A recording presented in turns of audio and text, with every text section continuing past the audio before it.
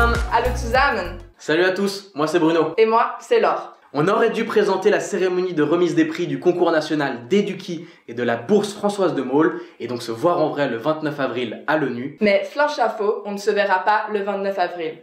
Aufgrund des Coronavirus wurde die Zeremonie abgesagt. À cause de cette situation, voilà, aucun projet ne sera récompensé et les prix seront remis à Laure et à moi. Alors, merci d'avoir regardé cette vidéo.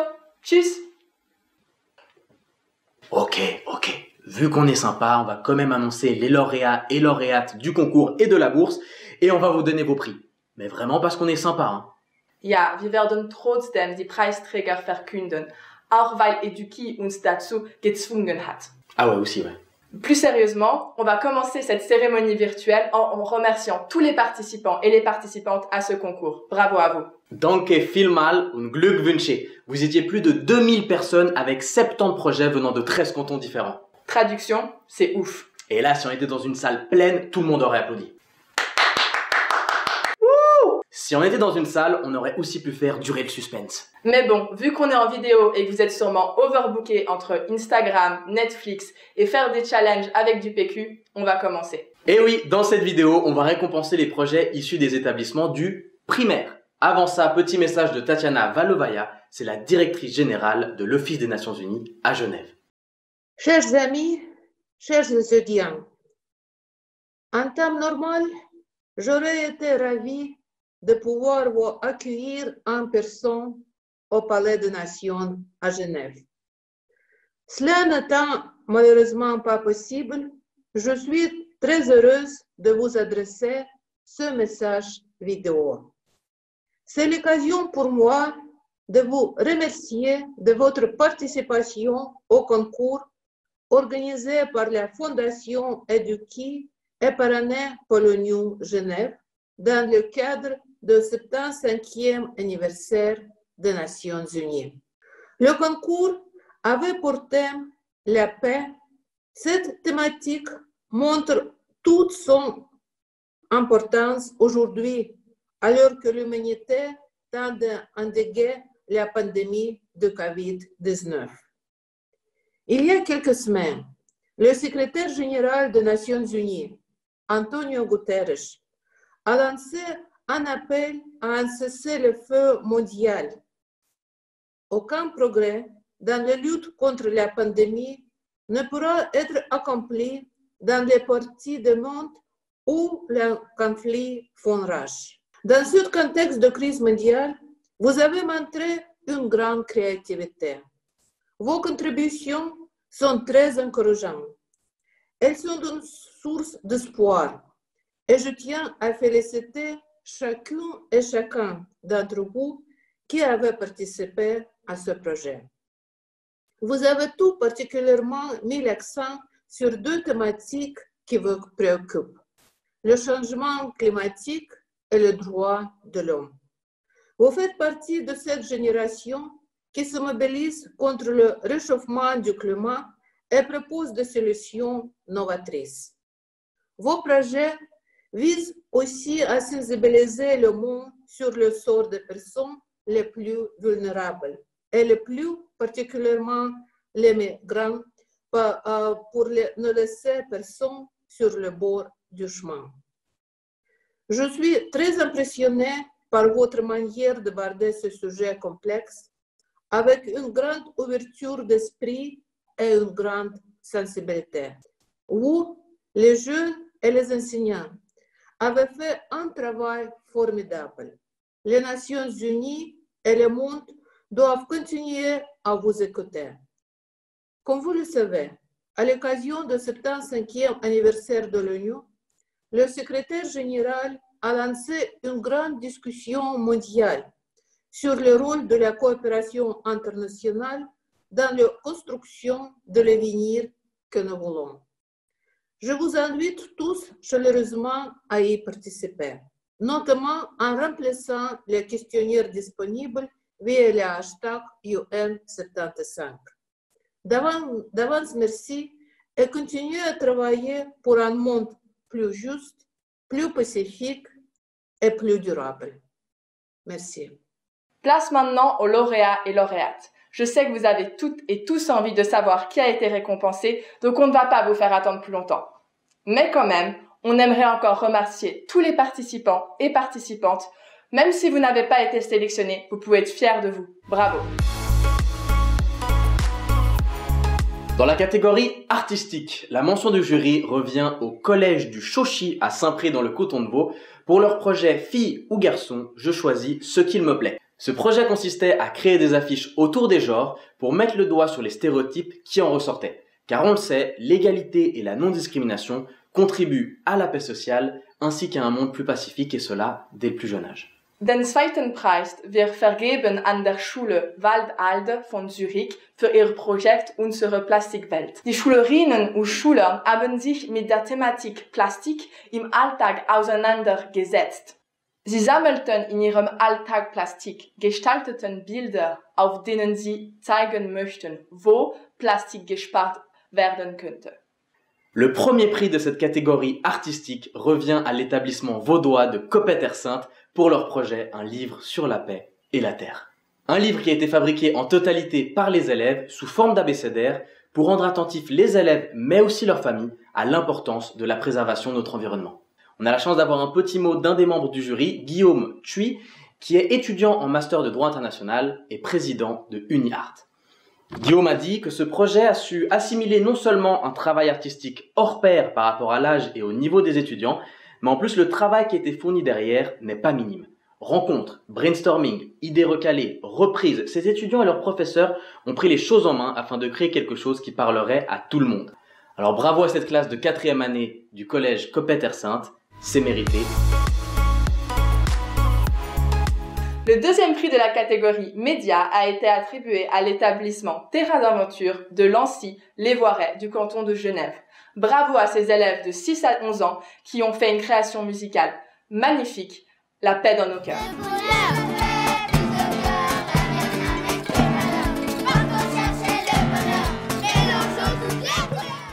Les jeunes ont pu s'exprimer sur ce que représentait vraiment la paix pour eux à travers une improvisation musicale.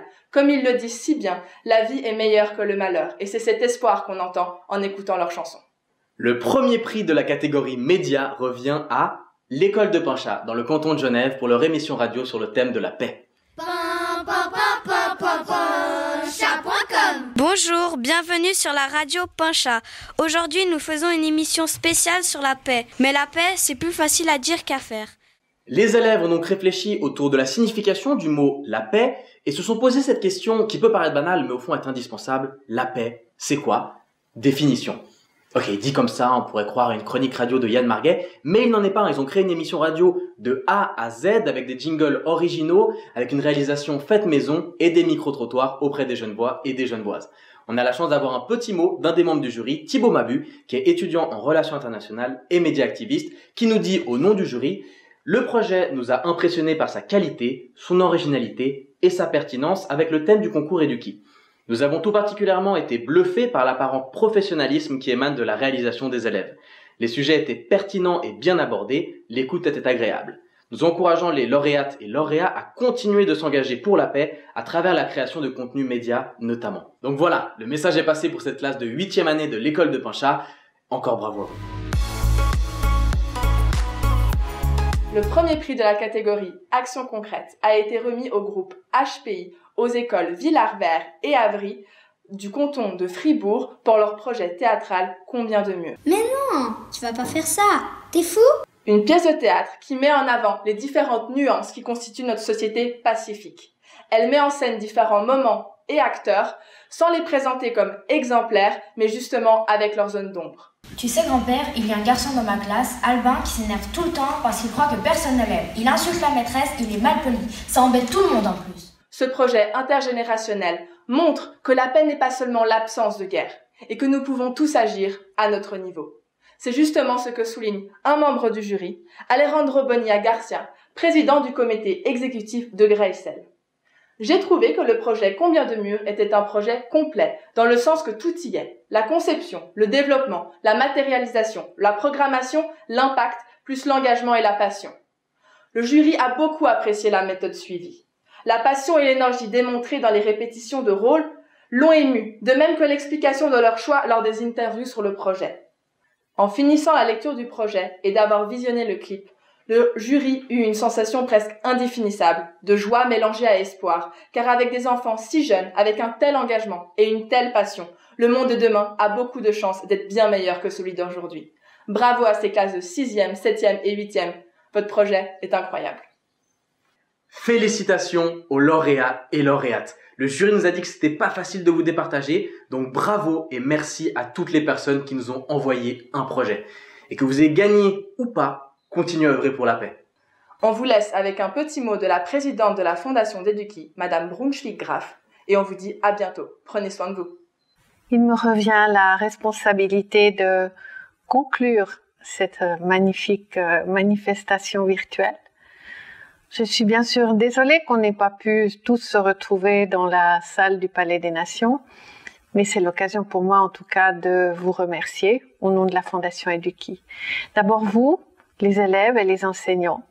Sachez qu'il y a eu plus de 70 projets qui ont été déposés, 2215 participants, et vous avez tous agi pour la paix en fournissant de magnifiques prestations sous la forme de travaux, plein d'imagination, plein de créativité, plein de sens artistique pour certains, avec à chaque fois énormément de cœur et la volonté finalement de vous engager. Pour ça, soyez très grandement remerciés. Par ailleurs, puisqu'il s'agit de remercier, il y a d'autres gens à qui il faut dire quelque chose. Tout d'abord, la directrice générale de l'Office des Nations Unies, Madame Tatiana Valovaya, qui, avec ses équipes et avec le service d'information de l'ONU tout particulièrement, nous ont beaucoup aidés pour la mise en place de cette manifestation. Le département fédéral des affaires étrangères et la mission permanente de Suisse, qui sont nos partenaires habituels et sur lesquels nous pouvons compter année après année. Le département de l'instruction publique de Genève et toutes les écoles, qu'elles soient à Genève et en Suisse, et qui ont participé et se sont engagées. Sans elles, il n'y aurait pas de concours. La commission suisse de l'UNESCO, qui a contribué et aidé à financer l'organisation. La Fondation pour Genève et les amis de la Fondation pour Genève, qui, année après année, soutiennent Eduki et nous permettent de réaliser nos activités. Et puis, il y a d'autres sponsors, et parmi les sponsors, il y a 22 communes qui, par leur apport, ont permis de réaliser les éléments et de faire en sorte que ces travaux puissent aussi être valorisés par la suite. C'est très important pour nous.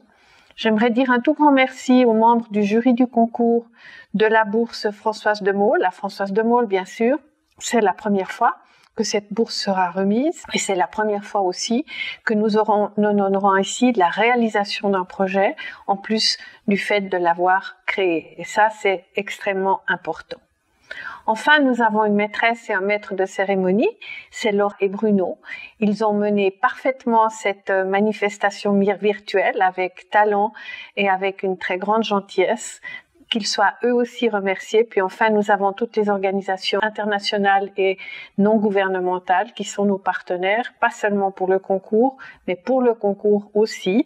Et puis enfin, ne jamais oublier les collaboratrices et collaborateurs qui font l'équipe d'Eduki, parce qu'ils se donnent tout au long de l'année avec beaucoup d'énergie, beaucoup de talent, et ils rendent ce concours possible, tout comme vous l'avez rendu possible. Ce que je vous souhaite, c'est vraiment de continuer sur cette voie-là, de toujours croire dans les valeurs de paix et de solidarité, de vous engager toujours pour les projets internationaux parce qu'ils en valent la peine et parce que la planète, c'est celle que nous partageons tous. Merci et bonne chance à toutes et à tous.